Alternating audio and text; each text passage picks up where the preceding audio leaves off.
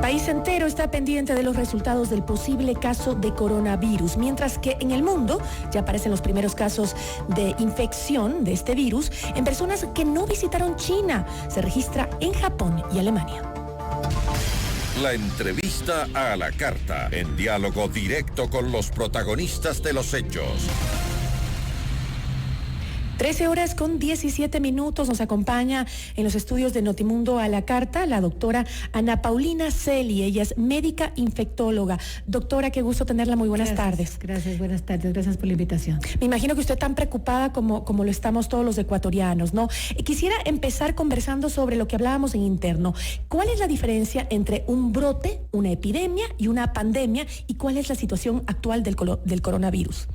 Bueno, en este momento el coronavirus se inició en un sitio o región determinada y los casos que aparecieron fueron limitados a la región central de China y a la zona donde apareció el primer caso.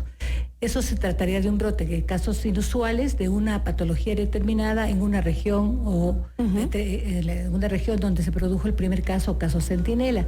Luego, cuando eso se generaliza, ¿no es cierto?, en el mismo país o en la misma región, pero se generaliza, podríamos hablar de una epidemia nacional o de una epidemia regional, que es diferente. Pero cuando hablamos de una pandemia es cuando existen casos autóctonos, no relacionados con el caso centinela en otras áreas o otras regiones del mundo, como ocurrió, por ejemplo, en el 2009 con la epidemia de influenza. Y es decir, o sea, ¿en qué posición estamos en este momento? ¿Estaríamos en una epidemia más o menos? Sí, o sea, tendremos que esperar los resultados de lo que usted acaba de decir respecto a la presencia de casos autóctonos en otros países. Casos autóctonos es decir que estos ya se identificaron ciudadanos que no tuvieron contacto con el país inicial, que están en otra zona geográfica y que han adquirido el virus. Así es. Ahora, hablemos un poquito de lo que implica este virus. ¿De dónde sale? ¿Cómo es posible de que se riegue tan pronto y genere tanta preocupación? Cuando se trata de este tipo de virus, nosotros tenemos que tomar en cuenta que coronavirus han habido desde hace mucho tiempo. Hay coronavirus que son endémicos, que viven con nosotros y que producen resfriado común. ¿Qué significa coronavirus? ¿Por qué coronavirus? O sea, es una nomenclatura que se dio originalmente a esta familia o a este grupo de virus, ¿no es cierto? Entonces, por lo menos se han identificado 7 que son los que pueden producir una infección en humanos. Entonces, como le iba diciendo, existen algunos que conviven con nosotros y que producen, por ejemplo, el resfriado común. Existen otros que produjeron en algún momento situaciones parecidas a la actual, como por ejemplo el SARS en 2002 o el MERS en 2012. También fueron coronavirus. Y en este momento, pues este nuevo coronavirus que se llama, la nomenclatura es coronavirus N por nuevo 2019, por el primer caso que fue en el 2019, en el mes de diciembre. Ahora, este coronavirus usted dice que hay 7 tipos de coronavirus. El que tenemos ahora, este nuevo coronavirus, ¿es más letal que los otros? No se sabe todavía porque la letalidad se mide luego de que nosotros tenemos el suficiente número de casos. En este momento ya existen estudios clínicos publicados sobre este mismo brote. O sea, es importante saber que tenemos artículos en New England, ya tenemos 4, tenemos artículos en Lancet que estudian o analizan los grupos de pacientes que ingresaron a hospitales con esta patología, cuántos fallecieron. Entonces, de esa letalidad, o sea, de esa capacidad de producir muerte, es como nosotros podemos definir, entre otras cosas, porque no solamente es la letalidad, también es la facilidad de transmisión y la ausencia de vacuna o tratamiento lo que hace que una situación se convierta en grave, como lo que está ocurriendo en este momento. O sea, si no tenemos en este momento tratamiento todavía, si no se ha podido desarrollar una vacuna, que de hecho se está haciendo esfuerzos muy grandes para hacerlo, y si el virus tiene una alta letalidad, es cuando estamos hablando de una situación mundial grave. Entonces, ¿de una pandemia? No, la pandemia es solo lo determina una definición epidemiológica. Yo estoy hablando porque usted me hizo la pregunta de por qué es tan grave o por qué se puede o no expandir. Para que se expanda depende de los 3 factores que yo le acabo de comentar. Entonces, la letalidad, por ejemplo, cuando hablamos de SARS, estuvo bordeando el 10%, porque fueron 8.700 casos en SARS, de los cuales fallecieron 780. O sea, el 10% fallecieron. En MERS la letalidad fue inclusive un poco más alta. y ahora pues vamos a ir analizando con el tiempo lo que ocurre con la letalidad de este virus. ¿Cómo se contagia entre humanos este virus? Este virus entre humanos se contagia por dos formas. La más importante es por gotas, ¿no es cierto? La transmisión por gotas que ocurre en el momento en que se estornuda o se tose la persona enferma con las personas que están a 1,5 metros de su entorno, ¿no es cierto? También se puede transmitir por contacto, por eso es que las precauciones que se tienen que tomar son en los dos sentidos. Por contacto significa por contacto directo con personal de salud, con las personas más cercanas, y también una transmisión menor, que ha demostrado una transmisión menor por fomites, o sea, por ropa, por superficies contaminadas por el virus. ¿Podría la máscara que normalmente vemos en las personas que se ponen una máscara en la nariz y boca para evitar el contagio, sirve? Hay gente que decía que eso no es suficiente, que el virus podría traspasar. Bueno, en este momento las recomendaciones de OMS, en el caso de tener, por ejemplo, un caso sospechoso que llegue a un hospital, es precisamente el utilizar mascarilla médica, que es esta, la mascarilla común. Cuando se tiene que aerosolizar el paciente, como por ejemplo cuando se le hace terapia respiratoria o interviene ese tipo de mecanismo, se necesita mascarilla N95, que es una mascarilla específica para estos procedimientos. En este momento todavía se considera la mascarilla común como la que puede proteger, y de hecho cuando se tiene la posibilidad de estar en contacto con un caso sospechoso, por ejemplo, si es que nosotros vemos que OMS incrementa su alerta y dice que los vuelos internacionales que llegan de determinada región, todos los pasajeros de ese avión deben tener una mascarilla, eso será lo que hay que hacer. Ahora, ¿usted cree que hemos manejado bien este caso sospechoso que se ha determinado de un ciudadano de 40 y pico de años que vino de China y que al parecer tendría los síntomas y que está sumamente grave, aislado en este momento en una casa de salud? ¿Cree que se manejó bien la situación? Cuando uno detecta, como en el caso de esta persona, que llega alguien que ha estado en la región y en ese momento, ¿cuál es la definición de caso sospechoso? El caso sospechoso en este momento es la presencia de síntomas que son fiebre, tos, fatiga, insuficiencia respiratoria, que sea o no severa, en personas que han estado en contacto con la región donde hubo el primer caso. En este momento es la definición de caso sospechoso. Entonces, si este paciente acudió a una institución de salud con síntomas luego de haber estado en contacto con la región en la cual se produjo esta situación, era un caso sospechoso. Ese paciente fue aislado, eso es lo adecuado. Fue puesto con los médicos respectivos, o sea, él está con un servicio con médicos que están entrenados en manejar ese tipo de patología, eso es lo adecuado. Y luego, cuando requirió, se pasó a la unidad de cuidados intensivos, eso es lo adecuado. Entonces, hasta este momento yo no veo ninguna cosa que esté fuera de lo que había que hacer. En cuanto a las normas que se han colocado de seguridad en aeropuertos, en ingresos al país, ¿son las correctas o hay que ser más cautelosos en eso y exigir que se pongan mayores controles? Yo pienso que en este caso o en general hay que ir siguiendo lo que las recomendaciones de la Organización Mundial de la Salud y otros organismos similares hagan. Entonces, si no existe el pronunciamiento de la OMS de que se suspendan los vuelos internacionales desde China, por ejemplo, no es indicado hacer eso, ¿no es cierto? En este momento lo indicado es identificar los pacientes con síntomas o los pacientes que vengan de la región donde hay un caso sospechoso, donde hay en este caso casos confirmados, identificarlos como casos sospechosos y pasarlos a un aislamiento si es que es en una unidad de servicio público o privado.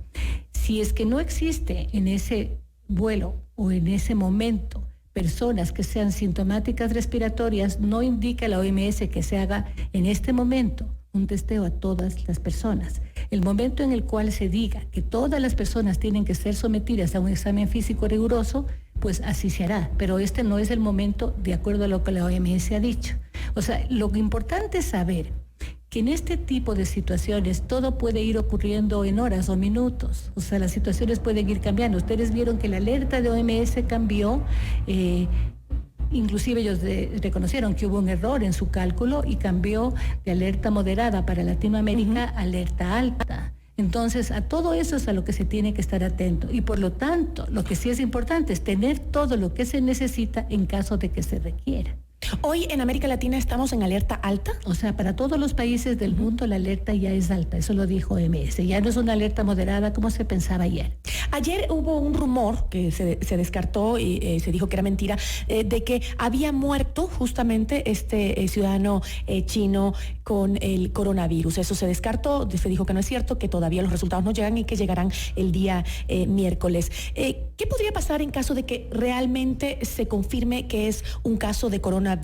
Yo creo que la ciudadanía está muy expectante y quiere conocer qué podría pasar, porque ayer solo con esa noticia que no era cierta de que este ciudadano había muerto se generó como un poco de caos, sobre todo a través de las redes sociales, ¿no? Por eso es bien importante mantener la calma, ¿no? O sea, en primer lugar, las medidas de protección básicas la gente las tiene que tener, como es el lavado constante de manos, o sea, que eso es una medida que es de lo que se llama estándar, que hay que hacerla. Segundo, ¿no es cierto?, que la persona que tenga síntomas respiratorios cuide su tos, o sea, se cubra al toser o estornudar. Esa clásica situación de escupir en la calle, por ejemplo, es totalmente inadecuado. Y en tercer lugar, tener el conocimiento del personal de salud, instruirlos sobre el tema de interrogatorio de viajes, para que el personal de salud esté con un nuevo interrogatorio hacia las personas que vienen con síntomas respiratorios. Si nosotros hacemos eso, pienso que vamos bajando poco a poco el pánico. ¿Por qué razón? Si es que es cierto que este es un caso de coronavirus y se está investigando los contactos de esta persona y se los mantiene de alguna manera en una vigilancia epidemiológica, se puede cerrar el cerco. Se puede cerrar el cerco, ¿no es cierto?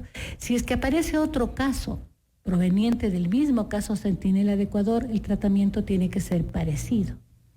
Y conforme van apareciendo las alertas de OMS, las instituciones de salud van reaccionando. Por ejemplo, los comités de infectología de las distintas instituciones, algunas de las cuales yo formo parte, en este momento han alertado ya al hospital qué van a hacer. O sea, dónde se van a alojar, cómo se van a aislar, cómo se van a trasladar, cuál es el tipo de material que se va a utilizar en el caso de que existan casos sospechosos. Entonces, lo importante es estar listos y preparados antes que llenos de pánico y miedo. Creo que es la mejor forma de actuar, ¿no?, en estos momentos. Ahora, se dijo también en una ocasión que iban a analizar iban a hacer los exámenes aquí en Ecuador, además de mandarlos a Atlanta para que se analicen, sobre todo este caso del ciudadano chino, se iban a analizar, pero que aquí teníamos los reactivos, se dijeron. Luego dijeron que están trayendo para los próximos días los reactivos para que se pueda tener pruebas para identificar casos de coronavirus en el Ecuador. ¿Es posible? ¿Tenemos la capacidad en el Ecuador para identificar acá nosotros, hacer exámenes de ese tipo? Claro, a ver, en este momento nosotros hacemos PCR en tiempo real, que es una prueba de amplificación que se llama de la cadena de la polimerasa para identificar los otros 6 tipos de coronavirus. De hecho, en este momento existe un panel viral respiratorio que se puede tener en algunos laboratorios de referencia para identificar los otros 6, lo cual quiere decir que la tecnología existe. El tema de los reactivos es diferente. ¿Por qué? Porque desarrolló el CDC apenas el 22, estuvo disponible para Estados Unidos y como laboratorio de referencia la prueba. Luego el CDC... El CDC, para aclarar a los oyentes... es el Centro de Enfermedades de Atlanta, Estados Unidos, que responde a Estados Unidos, pero también hace este tipo de colaboración con alertas mundiales. Entonces, el CDC de Atlanta realizó, de hecho, pues, produjo el reactivo respectivo. Existen también instituciones privadas, por ejemplo, en la misma China, que están desarrollando la misma tecnología. El momento en el cual el CDC comparta con el resto de países ese reactivo, como de hecho ha ocurrido en situaciones anteriores en las cuales los primeros casos de influenza, por ejemplo, se enviaban por un laboratorio de referencia al CDC y luego el INSPI lo podía hacer aquí. Y luego los laboratorios privados, por último, lo podían hacer aquí. Entonces, esa más o menos es la secuencia que va a ocurrir. Ahora, es difícil, y yo pienso que en eso la ciudadanía tiene que ser muy tranquila, ¿no?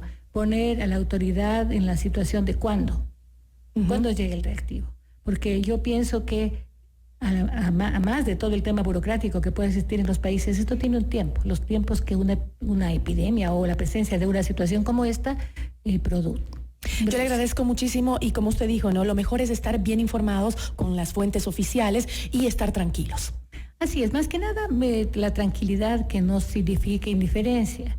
Pero sí es importante que la información sea adecuada. Ahora que tenemos las redes sociales y existe la tendencia a lo que yo les decía justo hace un momento en otro medio de comunicación, no confirmemos noticias falsas, no enviemos noticias falsas. Antes de enviarlas, confirmemos. Porque de alguna manera, mientras yo venía para acá, me llegaban una cantidad de mensajes de mira que esto pasó, mira. Entonces hay que filtrar, ¿no es cierto? Hay que y más daño creo que hace el pánico que cualquier otro mal. Totalmente, sí, porque además, o sea, lo que pasó en otras situaciones parecidas, o sea, se acaban los recursos, se llenan los hospitales y existe luego desabastecimiento porque existe una desinformación, ¿no es cierto? Así es, así que manejarnos con tranquilidad, con información, el tema está controlado y hay que estar bien informados, eso sí. Muchísimas gracias a la doctora Ana Paulina Celi, médica infectóloga, por habernos acompañado. Muchas gracias a ustedes por haberme invitado. 13 horas con 32 minutos, esto es Notimundo La Carta, siempre bien informados.